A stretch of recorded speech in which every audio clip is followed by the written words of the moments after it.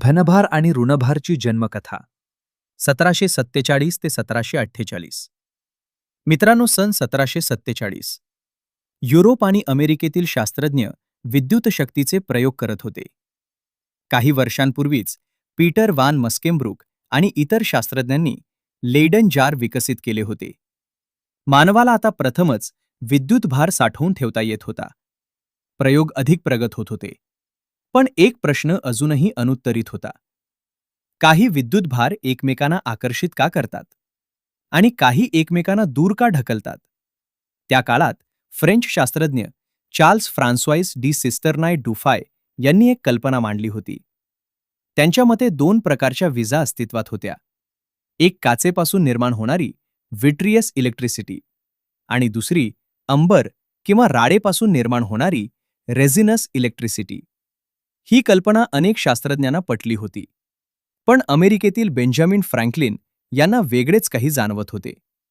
Franklin यांनी लेयडन जार, काचेच्या दांड्या, रेशमी कापड आणि विविध विद्युत प्रयोगांचा बारकाईने अभ्यास केला. चार्ज केलेल्या वस्तूंचे वर्तन त्यांनी पुन्हा पुन्हा पाहिले आणि मग त्यांनी एक धाडसी कल्पना मांडली. कदाचित दोन वेगळ्या विजा नसाव्यात. कदाचित एकच विद्युत शक्ती असावी. फक्त काही वस्तूंमध्ये तिचे प्रमाण जास्त असावे आणि काहींमध्ये कमी.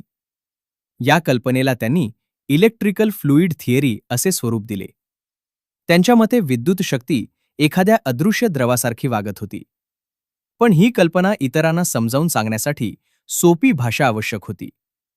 जास्त आणि कमी असे शब्द वैज्ञानिक चर्चेसाठी पुरेसे नव्हते.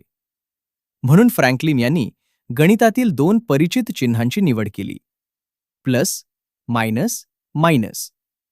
ज्या वस्तूमध्ये विद्युत द्रव जास्त आहे असे त्यांनी गृहीत धरले, तिला त्यांनी पॉझिटिव्ह, प्लस असे नाव दिले.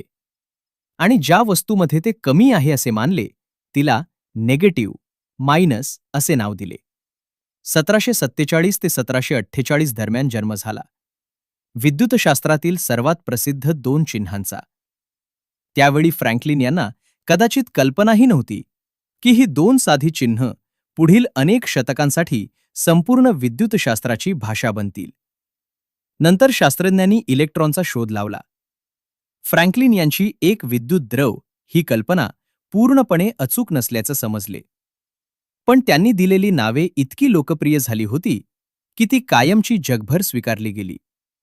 आजही प्रत्येक बॅटरीवर, प्रत्येक सर्किट डायग्राममध्ये, प्रत्येक विद्युत आणि इलेक्ट्रॉनिक प्रणालीमध्ये प्लस आणि मायनस हीच चिन्ह वापरली जातात.